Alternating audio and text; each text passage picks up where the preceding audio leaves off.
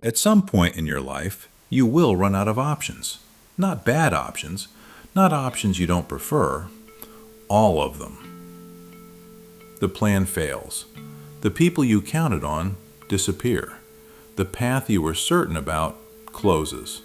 And you're left with one thing, one last move, a long shot, something you wouldn't have considered if anything else, anything, had worked.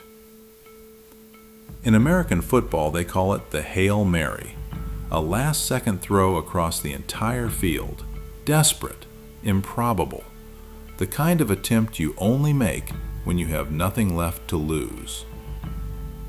Most people think Project Hail Mary is a film about saving the world. It's not. It's a film about what happens to you when the Hail Mary is the only throw you have left. The world is dying. Not dramatically, not all at once, slowly, quietly. The sun is being consumed by something nobody predicted. Every plan failed. Every solution fell short. Every option exhausted. So they sent one man, light years from home, with incomplete information and almost no chance of success. Not because it was a good plan, because it was the only one left. And here is where the film stops being about space and starts being about you. We spend most of our lives building carefully around ourselves, the right people, the right environment, the right circumstances. We choose who gets our attention. We filter who is worth our time. We decide, usually before we've even looked, who belongs in our world. And then the Hail Mary comes. Everything familiar, gone. Every preference you had about how your life was supposed to look, irrelevant. And something unexpected happens. In the absence of every option you wanted, you finally see the one that was always there. I know this feeling. And when you have nothing left to fall back on, you find out what actually matters. You know what? Watch what Grace does when he meets Rocky. He doesn't calculate. He doesn't strategize. He gets quiet. And then he does something that tells you everything about what follows. Let's try. He pays attention. Not because it's convenient, not because Rocky fits any idea he had about where help was supposed to come from, because Rocky is there, and that is enough.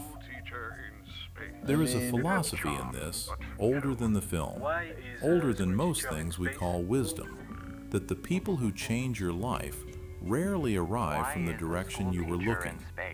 They arrive from the direction the Hail Mary sends you. And Grace needed Rocky to survive.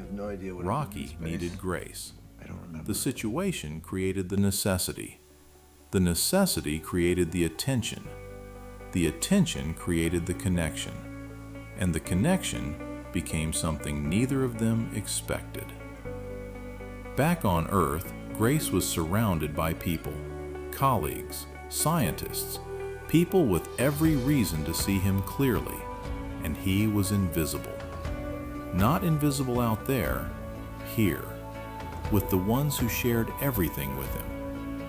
This is the part of the film most people feel but can't explain.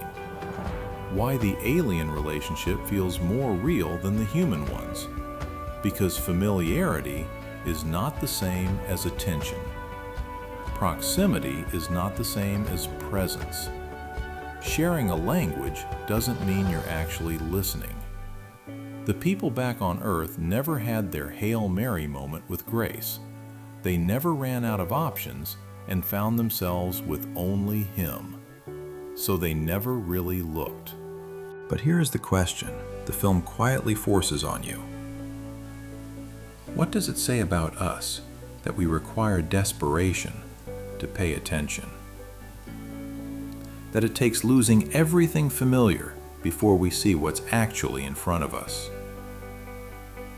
Grace didn't choose his Hail Mary. It was chosen for him.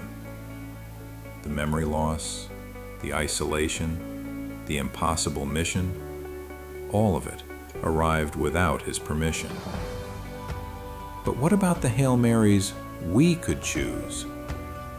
The conversations we keep avoiding, the people we've already written off, the connections we don't pursue because they don't fit our idea of where understanding is supposed to come from.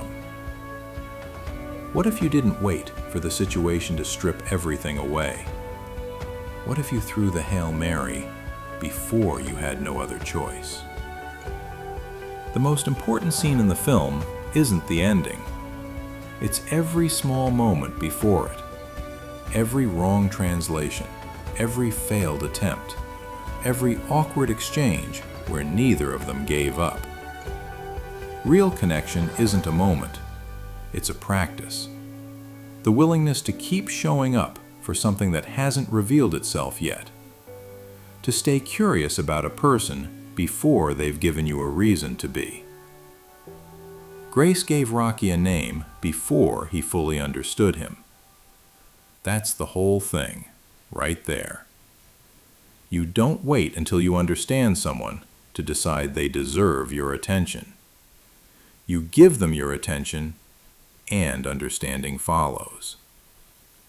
Grace's final choice is to stay. Not because it's logical, not because it was the plan. Because when you've thrown the Hail Mary and it lands, you don't walk away from that. Your Hail Mary is coming. Maybe it already has. That moment when every familiar option has been exhausted and you're left with the one you would never have chosen first. The question isn't whether you'll face it. The question is whether, when it arrives, you'll be willing to throw.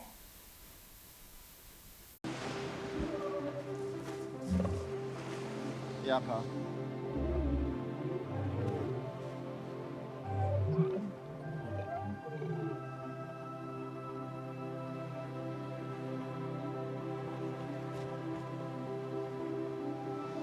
Can I think about it?